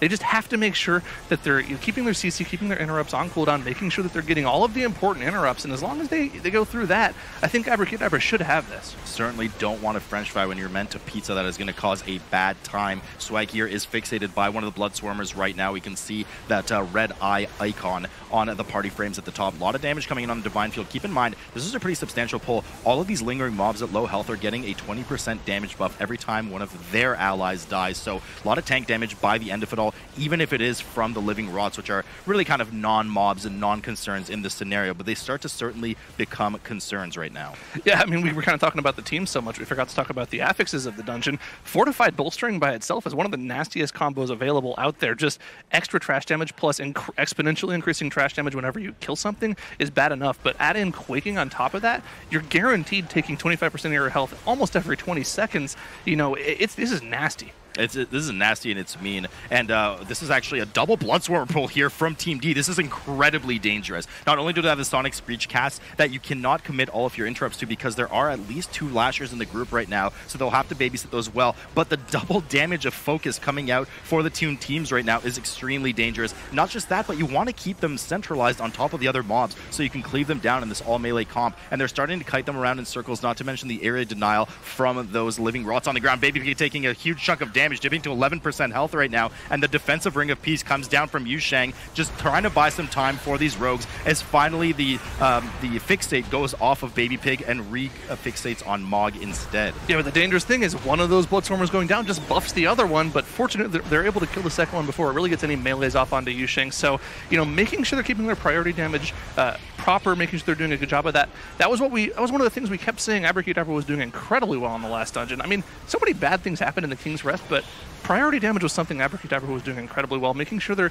DPSing down the important targets, not just mindlessly AoEing things down. As long as they can continue to do that, they're doing a pretty good job so far. There certainly is a priority of danger with the mobs in this room, with the highest being the Bloodswarmer on the rest of the group. Ashine dipping quite low here, but Abrakeydabra has now dealt with their second Reaping Wave in this room and is sitting pretty at 53% trash, whilst Team D is now combined their second Reaping Wave along with a pretty substantial trash pull here. Divine Field grabbing the rest of this room right now and trying to cleave it down as another Quaking pulses the group, which happens every 20 seconds or so. Yeah, no, now Abrakeydabra is doing a double Bloodswarmer pull of their own, and Elseret has both of the fixates right now, so he's going to have to make sure he does not get meleeed by either of those. That's why you see the Ring of Peace coming down to make sure the Bloodswarmers don't get out of range. The Bloodswarmers kind of have a little nuance to them, actually. If you stay in kind of a middling range, they won't ever charge to you. They'll just kind of start running towards you, but if you run too far, they will charge at you and melee you. So you are able to actually kite them around, but the problem with kiting them around is you're not having full uptime on them. So they're not getting AoE down, they're not getting cleaved down in the group, so you don't necessarily want to be kiting them around. That's kind of an unfortunate, circumstance for them. Yeah, you have to kind of find the nice balance of how long can I stay in to help everyone DPS before I potentially get killed, or it's just too much for my healer to heal me. 55% trash on the board for Abrakeydabra right now as they look to finish up the remaining percentage that they need to likely proc their third round of Reaping, which they will, as quickly as they can, drag into Kragmaw and get started on the boss. Here go the last 2 rots right now, 63% for them, and they waste no time as they rush in and grab Kragmaw over to the side. Divine Field getting ready to thunderclap his woes away and grab all of these Reaping mobs and cleave it down effectively on top of the boss. Team D just clean run from them right now, but just slow. A bit of mismanagement from the bolstering. We can see the sheer size of the Lasher on the screen right now because the bolstering does make, aesthetically, all of the mobs grow in size too. Yeah, and I think this might be one of the things they were talking about when they said that their strategies weren't really top tier. They were just kind of average in the dungeons. This is a good strategy that they're running. They're actually running pretty much the exact same trash pulls and strategies that Abrakeydabra is doing it, but like you mentioned it, they're just doing it pretty significantly slower, to the tune of a 20% boss health right here. So they're not dying at all. They're just going slow. And here comes a Quaking to separate the two teams. And you know, the two teams are the 5 players, not the 2 teams. They're not in the same instance. But you're absolutely right, Zyra. Like everything, and it's some of the story we saw with some of the Asian teams yesterday. You know, everything that a lot of the West teams did in 1 pull, some of the East teams would do in 2 pulls, or most of the pull and then kind of 1 pack at the end. It's just a bit slow. Quaking pulsing here on Abrakeydabra as they finish their tantrum off. Even though we're in a fortified environment, this tantrum is very dangerous. Does a huge amount of pulsing damage on the group, and when combined with a bad Quaking, can spell disaster for someone. Yeah, we did see a Team D was able to actually catch up there while the tantrum was going off. Of course, they'll have to deal with a tantrum of their own. And the reason that tantrum kind of stops your DPS for a bit is the boss will run all the way around the room, and you'll have to suck all of these blood maggots up. If you don't step on them, they'll spawn one of those maggots that will debuff your tank and do a lot of damage. So they kind of have to spread out and soak all of them. You even see you see 3 ticks going through right there. That could be a lot of extra damage on the group for no reason. Zyra, I don't want to be sucking up any of these ticks right now. I'd rather be stomping on them. They're absolutely disgusting. But the team does just that, and 25% here for Team D right now.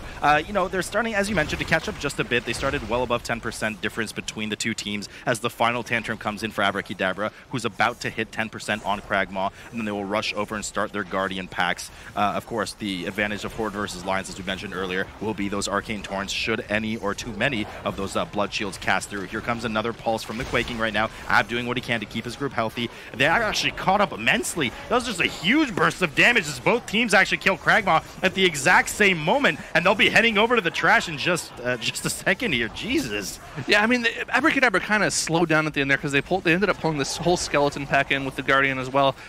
They ended up kind of cleaving it down because they knew they had the boss dead before the next tantrum. There was no reason for them to actually focus it down. So they're definitely being a lot more efficient with their damage. We keep talking about efficiency. It goes back to Cup 1, Day 1.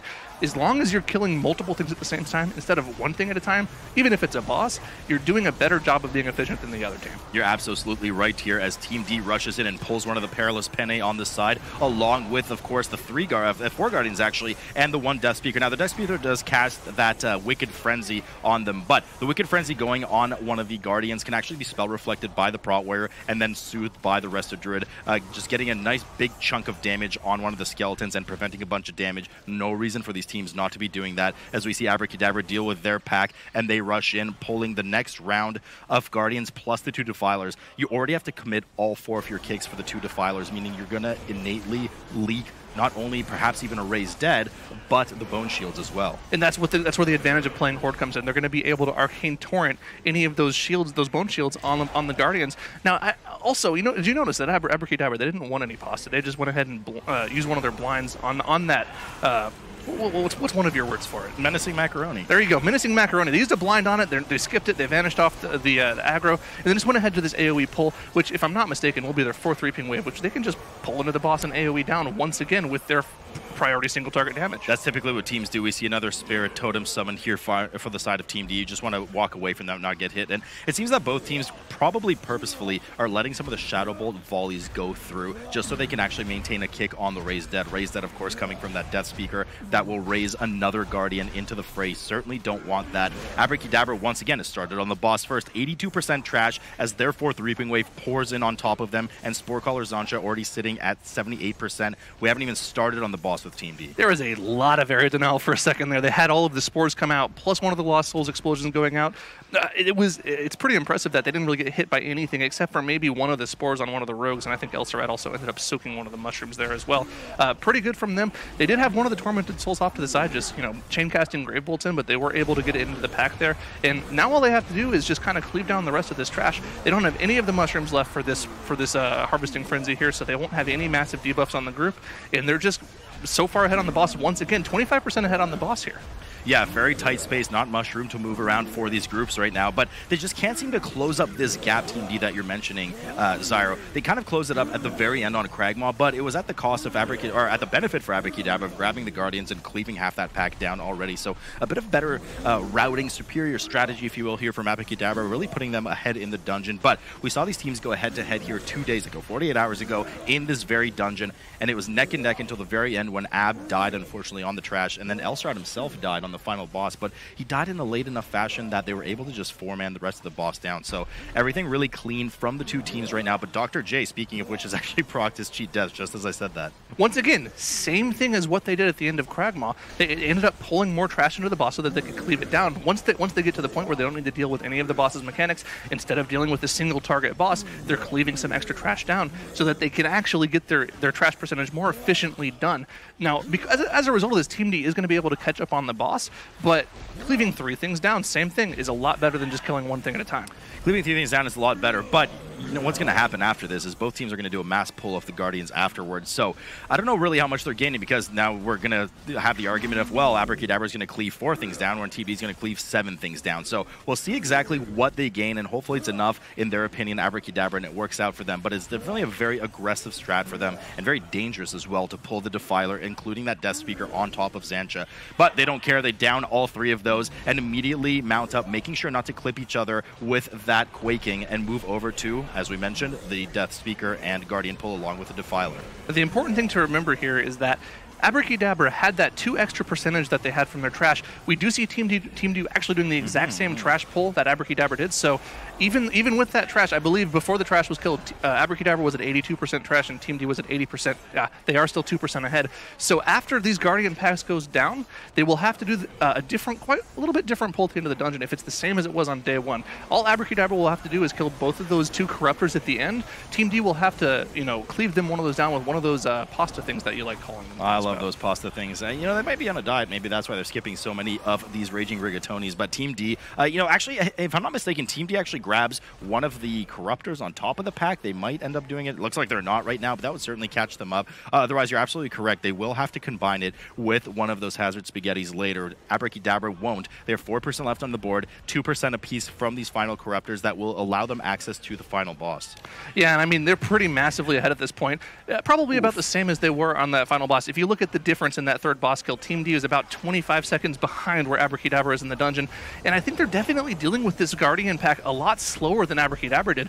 Probably once again due to having that Arcane Torrent available on the side of Abrakeydabra, being able to just dispel off all of those Bone Shields at the same time instead of having to coordinate all of your interrupts is such a huge advantage in this dungeon. Yeah, it is a huge advantage, and it just shows, I mean, the bosses are pretty on point for both teams right now. So it's just, in my opinion, superior routing and increased aggression, not to mention the Horde racials on the side of Abrakeydabra, which is superior, or have been superior. We've seen it. They have about a 25 to 30 second lead right now. They've dealt with the 2 Corruptors that are still sitting at 60% for Team D, and they're getting ready to head downstairs to combine their 5th Reaping Wave along with the final boss. And at this point, all eyes are on Ulcerat, right? He's really the only thing that can go wrong here short of a full team wipe. If Ulcerat dies again early on in this boss, there's no way Abrakeydabra wins this dungeon, aside from a Team D full wipe as well. He did die last time. That's got to be in the back of his head. He has to remember, I messed up here in competition last time. That can't happen again. No, it can't happen, and these spores will one-shot you. They have about, they do about 300 HP. Now, you can survive one if you plan for it with something like an Iron Bark on yourself, but he wasn't planning for it. It spawned very close to him, and it did just finish the job. Team D is looking to do so as well as they head downstairs right now, getting ready to grab their 5th Reaping Wave on top of the Unbound Abomination, but Abrakeydabra well ahead. They only have 10 seconds left on the Bloodlust, so they're a good 30-40 seconds ahead at this point, Zyro. And at some point here, we should see the first Blood Visages be spawning from the Unbound Abomination, which are, of course, the only way you can do damage to these boss. Every single time one of those Visages goes down, as you see it going down right now, 1/6 of the boss's health will go down. So 3 sets of 2 will equal 100% of the boss's HP, and you can see right now just how far ahead Abrakeydabra is. Where did you learn that fancy math, Zyro? You've been holding out on me all along. Unbound A-Bomb, 66% here for Abrakeydabra. Once again, if nothing goes wrong here, Abrakeydabra should be in line to actually tie this up, leading to our first game 3, not only of the day, but of the tournament right now. Finally, we have a Bloodlust fall off of Team D. They have spawned their first Visage Wave, but we already see the second Visage Wave for Abrakeydabra. Yeah, Abrakeydabra is just 1/3 of the boss's HP ahead of Team D right now, and like we've mentioned several times at this point, they are just firmly in the lead. But we got to keep an eye on Ulcerat here. He died at this point last time, this exact point in the dungeon. He died in the last third of the boss. At this point, they'll probably still be able to finish the boss, but they're so close together that, that death could cost them. Yeah, I mean, it will certainly cost them, but you're right. Ulcerat can actually die at this point, and they'll be able to heal through it as long as they play the mechanics properly and cleanse the dot off with that holy aura that befriends, essentially, one of the players. But the final Visage round has spawned here, and a nice, comfortable, or certainly more comfortable than last time, win here for Abrakeydabra as they tie the series up 1 apiece versus Team D.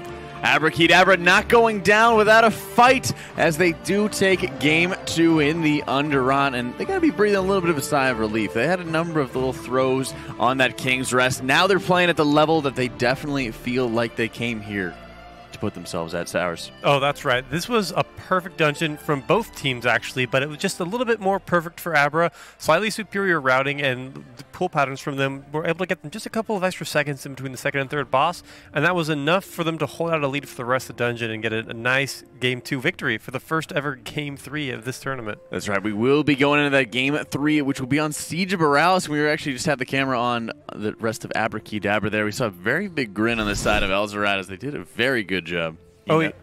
Oh. No, he knows. He knows. he knows he was being watched. But go ahead. Oh yeah, so like look at how close they were. Like that second boss died within seconds of each other. But then Abrakeydabra was able to do just a little bit more on Sport Crawler's Zantra, and also they finished with these 2 trash mobs at slightly lower health compared to when Team D finished it. And this was able to give them about a 20-second gap between them and Team D, and then some small kill count differences was able to allow them to just be that much quicker to kill the last 2 trash mobs, engage the boss that much faster, and then get a well-needed Game 2 win. Yeah, and at this point with going to Siege of Boralus, if I'm not mistaken, it's ironic. We were talking about a little bit more mage action going into that one. Yeah, we get to see the mage from Dr. J again, unless they've come up with some massively different strategy on this dungeon.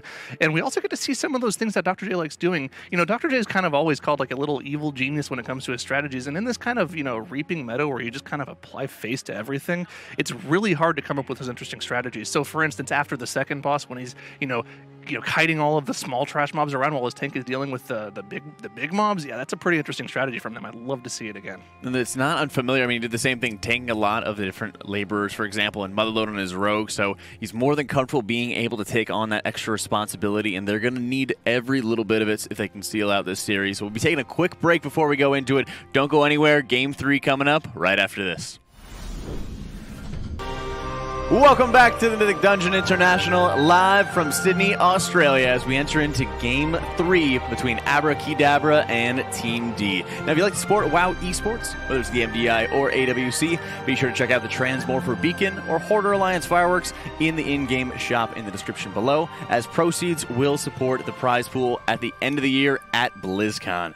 We're moving on into Siege of Boralus here, Sours, and we were promised a little bit of mage action on this one. Oh, yeah. Siege of Boralus is quite an interesting dungeon, as you can see here. It's exciting because we didn't see Siege of Boralus at all during any of the previous cups, and it's a dungeon where it's a different start for Horde and Alliance, although most teams tend to favor Alliance because there's a lot more freedom with what you can do for trash percentage at the first half of the dungeon, which can then allow you to skip a lot of things in the second half of the dungeon and go just a little bit faster.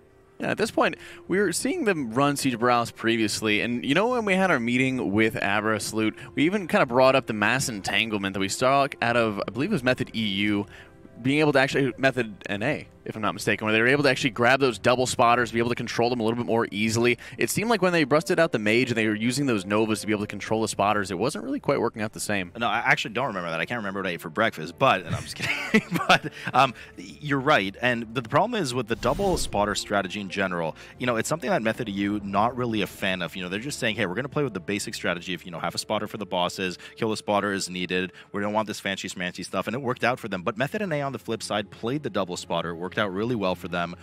They saw, I believe, a slightly slower time than Method EU. However, it's interesting to see for both of these teams, and of course there is the mage indeed from Dr. J. It's interesting from both of these teams, when asked what's your worst dungeon, they said Siege of Boralus, and Team D is playing the Horde. At least they said they would be playing Horde for this dungeon, so they have access to Arcane Torrent for the commander debuffs or buffs on their allies, while we know Abrakeydabra already plays Alliance. You do know they're going to be playing Alliance, and a lot of trash going to be moved to the end of the instance, so it's going to be interesting to see what their opponents are going to be doing as we move on into this Game 3, because the loser will be going home, and the winner goes up against Method NA as Siege of Boralus begins. Siege of Boralus. It's going to be interesting, Zyra, to here to see. We can already see the 2 different starting zones for Horde and for Alliance. A lot of different strategies and perks coming out of these teams, even between the 2 Method teams. Method NA wanted Horde and Method EU wanted Alliance. Both of these teams here. Team D is running the Horde side and Abrakeydabra on top with Alliance. Yeah, and of course, the main thing to point out that whenever teams were asked why they chose Alliance here, the main reason they always gave us is that you just get much more efficient trash on the Alliance side. And we're seeing a massive pull right at the bat here from Abrakeydabra on that Alliance side. We even saw that cool slow fall action from Dr. J. Yeah, it was just for show, Of course, he didn't actually get any advantage from that in the first place. But important to note as well, we are now in a skittish environment. Not really too much of a concern for any of these tanks, especially with the rogues coming in. Umunk already going down here on Team D, though. Let's hold the horses just a moment. That's already a first death coming out. They opt not to use the battle res because he actually can and should release from the beginning of the dungeon. He does have the checkpoint there, so I'm not sure what the delay is right now. We'll have to check in on that in a moment. Nonetheless, he is still eating dirt on the floor. Finally, the Revitalize comes in from Ab. Oh, actually skipped at the beginning, of course. Yeah, I'm sorry. So they actually skipped past the mobs at the beginning, so well on him not to release, indeed. Now, Zara, what we do have to talk about in terms of important affixes, though, is that Necrotic. Yeah, Necrotic is definitely going to be a huge limiter here for the tanks. Of course, the more you pull, the worse that Necrotic gets, so we're going to see a lot of kiting from the tanks here, just like we see in Motherload, where there's also Necrotic. Just a lot of kiting around in circles from the tanks once the Necrotic stacks get too high. We've seen, I believe, even for Method NA, we saw Nerf almost going down to like a 40 stack near the end of this dungeon, so there's definitely some very massive pulls where the limiting factor is just going to be that Necrotic. Yeah, it gets really nasty at the end. Now, we're already in Chopper Red Hook's room here at Abrakeydabra, the first boss. Now, the first boss is mostly the same for the two factions. We have Chopper Red Hook on the side of Alliance and on the side of Horde on the left side of the screen. As you'll see in a bit, it's Sergeant Bainbridge. Now, same base mechanics apply here. There's a Deadly Gaze on one of the ranged players where the boss is kited by them into bombs. You want to make sure you hit those bombs not only for a huge chunk of damage on the boss, but also increased damage taken on that boss. The only difference that the players have told us, however, Zyra, is that on the side of Horde, the first boss only spawns 2 wave of the adds that come in, whereas on Alliance side, they keep spawning them. Yeah, but the thing is, in this tyrannical affix, they probably aren't going to get that many sets. I'd say maybe 2, 3, or 4. But on the side of Team D, their healer does go down. They could release and run back. No, but they can't. They pull the boss. Okay, this is disaster. It's going to be a full team wipe for them right off of the bat. This is full disaster, full team wipe coming out of Team D right now, and they even committed their bloodlust to this. Not only that, but by force, they're going to have to commit cheat death trinket for Long, the cheat death for Mog. This is a disaster here. Team D scrambling to try and get back in a place right now. Abrakeydabra has already started and is well into the Chopper Red Hook encounter. Something to point out here.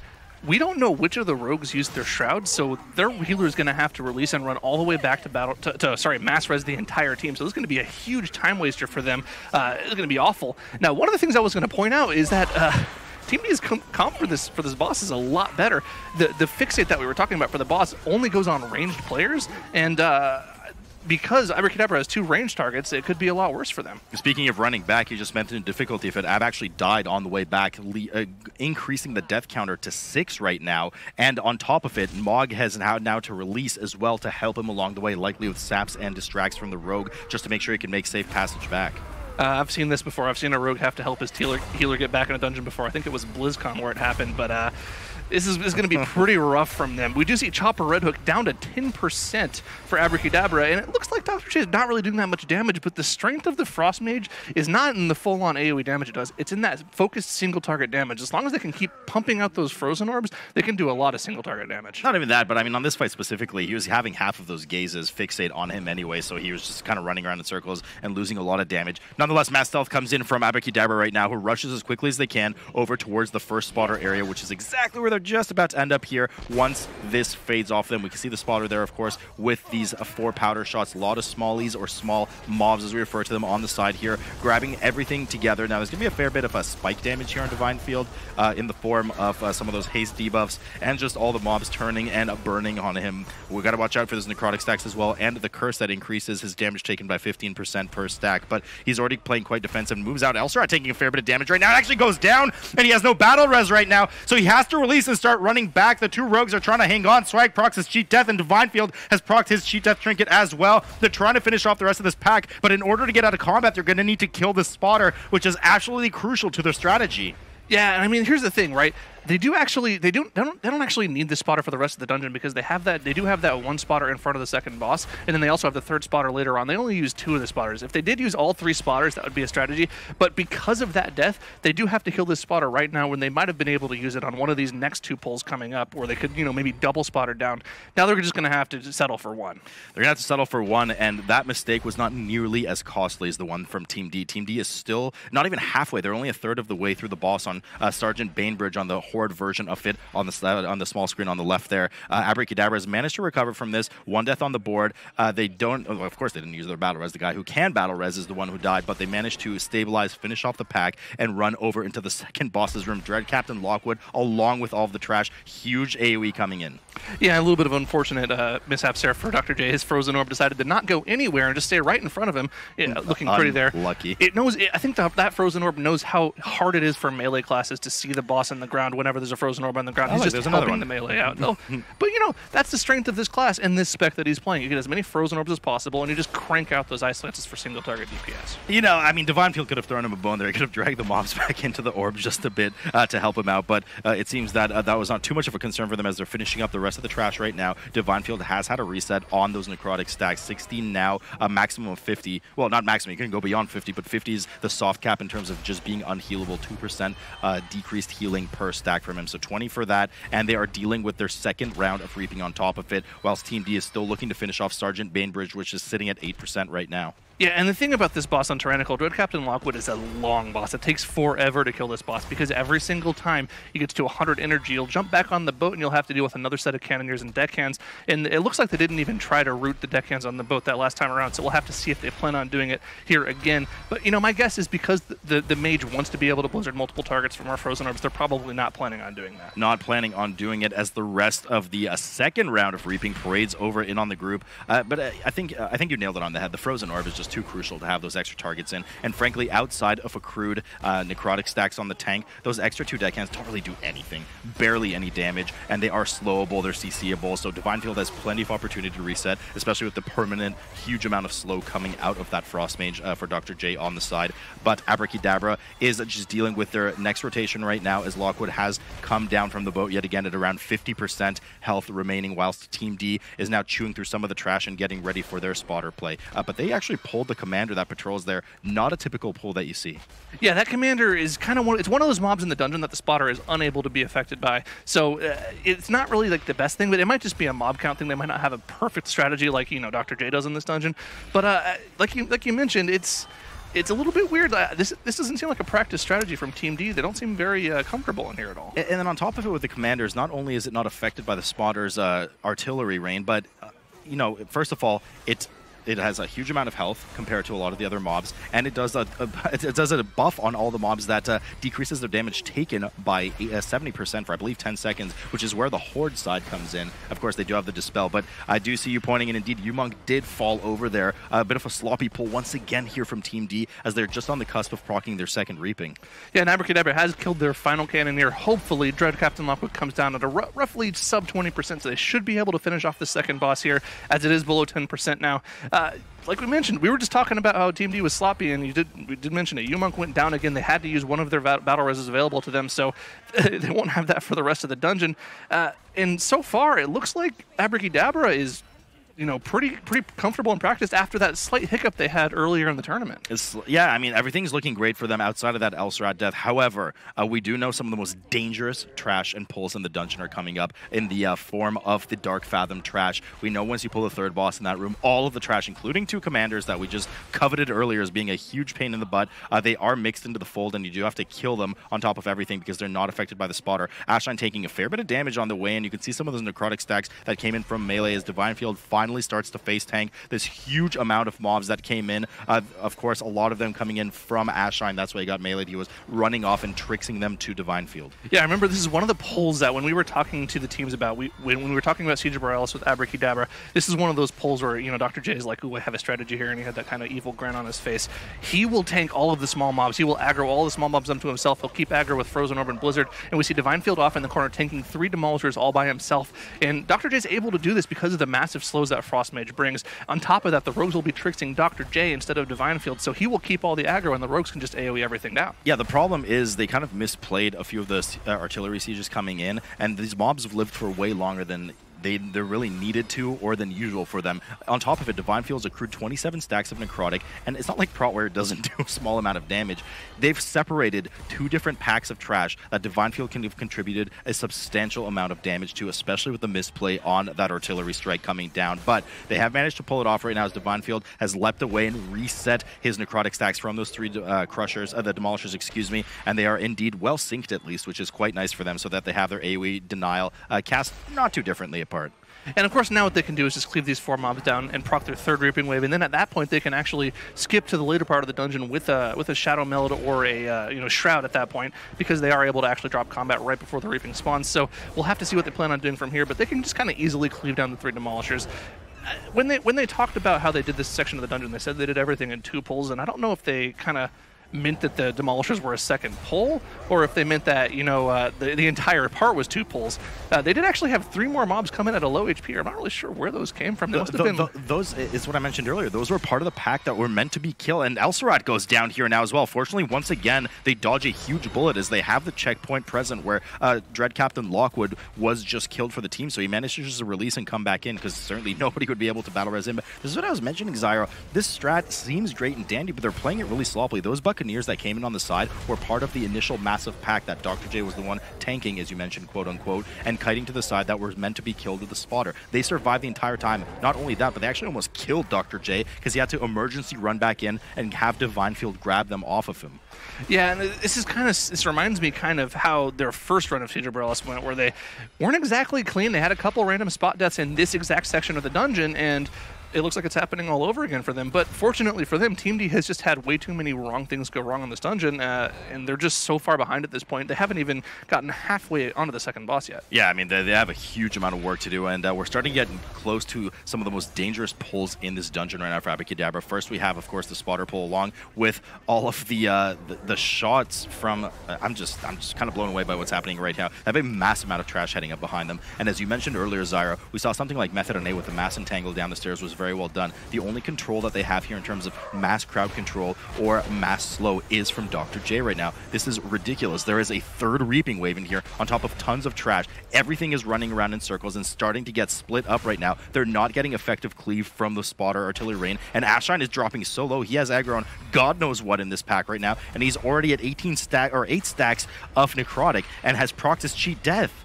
They are 100% relying on the spotters to take everything down here, but the most dangerous mobs in that pack haven't quite died yet. The snipers have just now gone down. That's why we see people getting so low. Actually, procced his cheat death there. They're lucky to get away with just their cheat death, and Divine Field is incredibly low as well, but he hasn't quite procced his cheat death. They're lucky he didn't even proc his there. That was incredibly dangerous, and it seems like it was for no reason. That was very sloppy. Divine Field is so lucky. He backed himself into a corner there and just prayed that the trash would die before they refreshed the 20 necrotic stack on him. He even had a poison applied on him, and all the soreless came down too. That was about 2 seconds off of being about a full team wipe, really. Here comes the mass pull, though, from the rest of actually, did they mass pull? It looks like they only pulled one pack. They're playing it a bit safer here, only dealing with one of the commanders first before they pull the rest of the pack. Huge amount of damage coming in once again on Divine Field, who's making sure not to get in melee range of the spotters, because as long as he's not in melee range, they will not, well, melee him.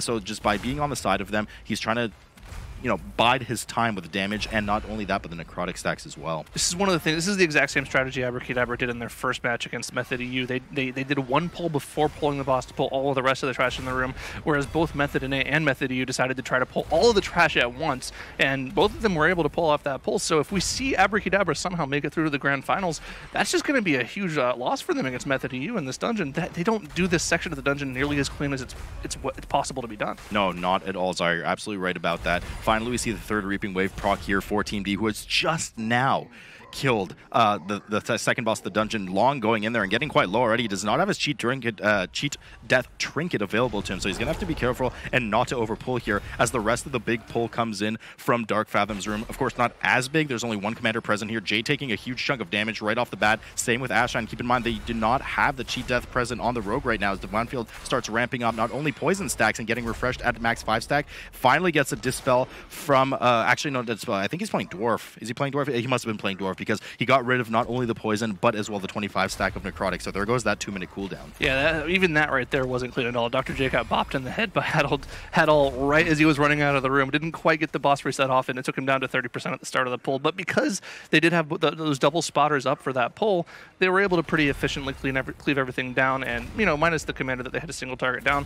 But it looks, if I'm not mistaken, it looks like they killed one of the spotters. I think they only have one of the spotters alive. I think you are correct. And, you know, they did tell us that part of their plan was a double spotter plan. So I'm not sure if things are going according to plan for them right now, or they just said, hey, this is getting too out of hand right now. We're losing too much time. We're not controlling this well. Let's just kill one of them and be a bit safer. Nonetheless, they do only have one available to them. You can see it on the right side of the screen beside Dr. J here from our observers. Hadal Dark Fathom down to 83% health, something that Team D is not even close to starting. They haven't even pulled the trash in his room. They are so behind at this point, and they have 9 deaths on the board versus Abracadabra's 2. And important to mention, they only have the one spotter that they're just now engaging right now to deal with that massive AoE pulse. So they're going to be doing it at the very least base with half of the damage from spotters that Abrakeydabra had available to them. So they have a lot of catching up to do.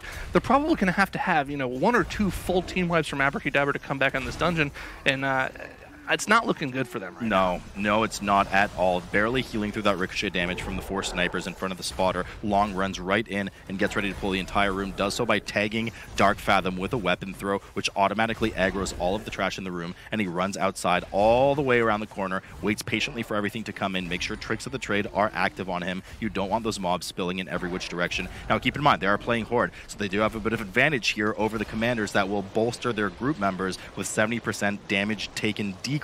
You can just Arcane Torrent all that off. A lot of damage coming in from them. This is actually quite clean from them compared to what we saw from Abrakeydabra, but it's just, there's no way that's enough to catch up. And they did just now proc their 4th Reaping Lift, so that's going to be a little bit of extra added danger to them, so we'll have to see if they're able to deal with that. They do still have the spotter available to deal with the Reaping, so it should be just fine. You know, the Reaping is a lot less dangerous than what they just pulled, so they should be okay dealing with it. But Abrakeydabra is now at 40% on Haddle, 40% on a tyrannical boss. 60% of a boss's HP is aimed, and especially this guy. This is a single target beast. He has a lot of HP. They're so far behind still. He takes so long to kill. It is crazy. And now finally at the last 1/3 of HP for Abrakeydabra here on the main screen. We can see the spotter all the way in the distance. Now the reason they're keeping that is because that spotter will be crucial in killing a lot of the demolishing and gripping tentacles available on the next boss, on Vikoth, the final boss of the dungeon. Doesn't really help on this boss in any way. You can't damage the bosses directly with it, but that is the strategy there as they reach 20% on him. 88% trash on the board for Team D as they look to clean up the remainder of this 4th Reaping wave. Yeah, and I mean, it just gets worse and worse and worse. I mean, they're almost an entire boss behind Abrakeydabra at this point. They're just being so unclean with their finishing off of this trash pack that they pulled that any chance they had of coming back in the dungeon at this point, I think, are pretty much gone for them. They would need probably 2 full team wipes from Abrakeydabra to come back. And Abrakeydabra is just, they're not slowing down. Now, this isn't by any means a fast run. I believe, if I remember properly, that both Method NA and Method Use times were in that 18-minute range, 18 to 18:30. So this isn't anywhere near able to compete with either of those 2 teams. That being said, they're not against those 2 teams right now. And once again, UMonk just another spot death on the side of Team D. Yeah, not looking good for Team D at all right now. They do have, actually, no, excuse me, they do not have the battle res available. He can't release either. I believe they skipped some of the trash in that little town full of the Buccaneers and the Demolishers, so he's just kind of eating some dirt right now. And in order to res him, they have to commit to killing the spotter, which they do. Not only that, but they proc 100% off trash. They will not have the spotter available for the end of the dungeon, which a lot of the teams just kind of normalized into bringing over for Vikoth, that we see menacingly sitting in the water here for Abrakeydabra, who has downed Dark Fathom and is heading over to the last boss with their spotter. And we keep talking about the spotter strategy in this dungeon. The important thing about the spotter is that sided artillery that we keep talking about in this dungeon is able to hit both the gripping and demolishing terrors. Every single blast from that spotted artillery will do 6% of the gripping terror's HP, so every single time a debuff goes out, that's pretty much a quarter of the gripping terror's HP gone. A massive amount of damage done, especially on the tyrannical setting. Yeah, I mean, it's just absolutely key. There's just no doubt about it. If you keep a spotter alive for the end of the dungeon, some teams are trying to make it a bit fancier, and they take 2, as we saw Method NA, and even Abrakeydabra do, but they didn't do it this time around for whatever reason, either misplay or the just last-second call to change it up on the fly. But gripping terror here at 54% right now for Abrakeydabra. They do have to move to 3 platforms. After each gripping dies, it will release the Kultiran Engineer in there that will go over to the broken cannon, and after a bit of time, repair it. You can then use that cannon to shoot Vikoth, that ugly squid, in the middle of the water for 1/3 of his HP. 3 platforms, and you are done. Yeah, I don't think he's that ugly. He's just a squid, man. That's pretty rough from you. But like you mentioned, the engineer will come out, they'll have to shoot the cannon at the boss, and that's kind of one of the things, you know, it's really difficult to hit that cannon shot sometimes, isn't it? It is, yeah. I mean, there's just so many angles that you can miss. I've seen it all over the place. Yeah, Nagura taught me a huge amount of angles that you could just miss the squid entirely, but, and it's actually awful. There is a cooldown on it. Jokes aside, if you miss it, you're in deep trouble here, but no problem for them as they wait for the first cannon to proc here. We can see the Kultiran Engineer just fixing up that cannon. The rest of the team uses this opportunity to finish the remaining demolishing terror and head over to the second platform as Elsrat drops one more sighted artillery on the side here and bring the spotter over with them. Ashine waiting for the cannon and waiting for the okay from his team that they're ready to start the next platform, which does not actually start spawning ads until you hit him with that cannon.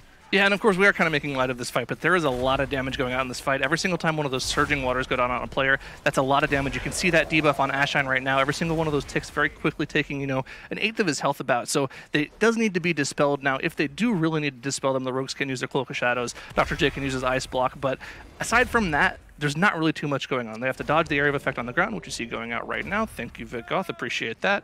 And all they have to do is get the Gripping Terror down once again to proc their cannon. I'm not really sure why it's taking so long to dispel either. I mean, we do know 2 of them go out, and I've heard Jack be frustrated with this a million times. There's an 8-second cooldown on a healer's dispel. 2 of them go out at once. One of them should be dispelled immediately so that you can have access to the second dispel should they not have anything like Cloak or what have you. And Elstrad's starting to fall a bit behind, finally dispels himself. Swag will Cloak of Shadows the remaining one off, and they will healthily go on from here. But those are a lot of damage, but also area denial. When you dispel one of those, anybody caught in your area will get punted a fair few yards away.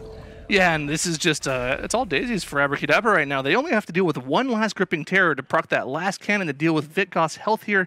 And it looks like they're going to be punching the ticket for the West here. It looks like we're going to have 4 Western teams and 2 Eastern teams at BlizzCon. Yeah, that's exactly what it's looking like. And, pretty disappointing here. I mean, Team D really just, it kind of showed that maybe they didn't have the best practice on this dungeon. Maybe they didn't really pay attention to this dungeon. Maybe they were gambling on just finishing this with 2-0 today. But certainly a very inferior pathing and strategy, regardless of the fact that they played a Horde over Abrakeydabra, their opponents here, who did play Alliance. They're just finishing up right now on one of these Demolishing Terrors. They're actually playing it safe, if I'm not mistaken, before they move over to the Gripping Terror in the back, and they're looking to close out this map.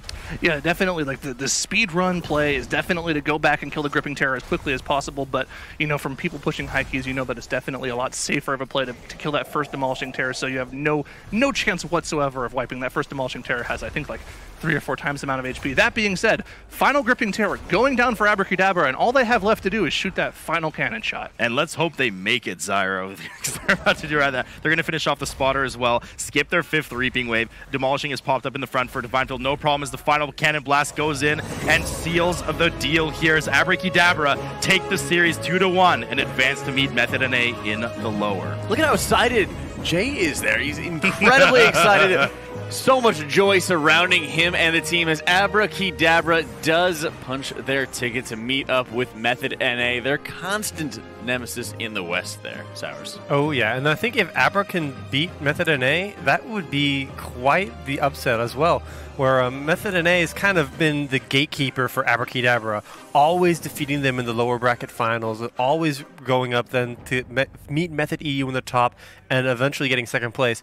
If Abrakeydabra can break that curse and beat Method NA, then they'll be the ones getting the 2nd invite to BlizzCon and not Method NA, and that would be something to see. And I think realistically, they're kind of just playing for peace of mind here. They get the free invite to BlizzCon, but of course, those other 2 invites do come from points, and Method NA and Abrakeydabra are 2nd and 3rd on the points leaderboard. So, as long as they keep playing in the cups, they should technically get their invite based on points, but you got to remember, they're playing for prize money as well. A lot of prize money going to be on the line, and just having that sigh of relief. I mean, I know a team with lots of streamers in these top 3. A lot of them just want to be able to stream practice. A lot of them want to be able to have, like as you mentioned, that peace of mind to say, hey, we have the win here. We're going to BlizzCon. We don't have to worry about a lot of big threats on the roster, and they can just go into Season 2.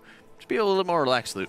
Yeah, it should be relaxed, but we don't have the full details of exactly how the the point acquisition is going to happen in the 2nd season. There probably will be some waiting. We don't know. We'll have to wait word and details on that as we develop it further and later this year. But yeah, you're certainly sitting pretty right now if you're one of those 3 top teams in those regions, especially the top 2 teams for the West right now that we just mentioned. So everything is looking great for them, but not looking great right now is for Abrakeydabra. The reason Jay, I mean, we kind of meme and we joke, but the reason Jay, because we know him well, right? Unfortunately, is that he was disappointed with their own play. I'm sure he's happy they won. They came through. They're not knocked out of the tournament, but he's very critical about their team and their performance that they had, especially in the first dungeon. He knows is not enough to cut it against these 2 Method teams, NA and EU. So they're gonna have to clean it up, and they're gonna have to clean it up real quick. It will indeed, as we're gonna be taking it over to the sidelines to see what Abrakeydabra thinks on their latest victory. Thanks, Jack. I'm here with Dr. J, and you just played the first 3rd map in this LAN. You must be exhausted. Now, if you win, you could potentially play as many as 11 more maps. Are you ready for that? I hope so. I mean, today we are all already a bit exhausted after 2 days of playing the game. And yeah, we're gonna try to keep up the pushing, the grinding, and yeah. Fair enough. So you said that you can outplay Method NA. What makes you better? Who said that? You did. Did I? We're gonna try. I don't know. I guess the experience. I guess the pathings. I guess the. I don't know. We feel able to compete with other teams. So I'm a bit shaky today. I don't know why. I'm just super exhausted, but... Well, there's a lot on the line today, right? Yeah, exactly. Especially that. So you're up against Method NA next, and we know that they're hungry for a revenge match against Method EU, so how are you feeling going into this now? Well, we're going to start in Wakecrest, and after Wakecrest, Freehold. These are going to be maps that for sure can be won by both teams. It's going to be quite an interesting match. Eswart is going to play the Monk again, by the way. And yeah, we will see. Method NA mentioned that their Wakecrest wasn't that well prepared, but I mean, everything can happen. You never know. That's in fact, yeah.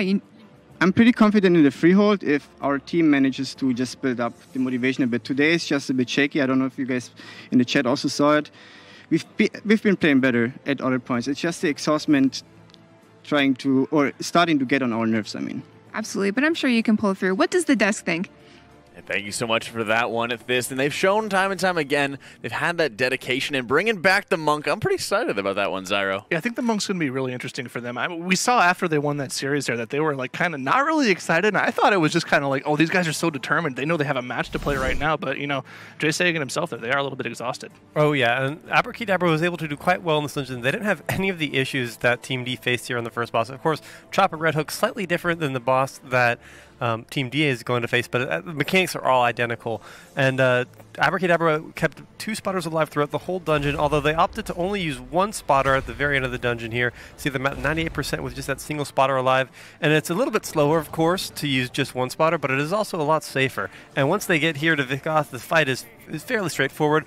Boom, get the spotters, get the cannons, shoot the squid, you get an invite potentially to BlizzCon, just 1 more series away. There's 1 opponent left to be able to punch their ticket. And let's take a closer look at the Siege of Boralus there, Sours. Oh, yeah. This was just a really heartbreaker moment for Team D, where they're doing this big pull along with the boss, and then all of a sudden, instantly, Baby Pig gets chunked down to 3%.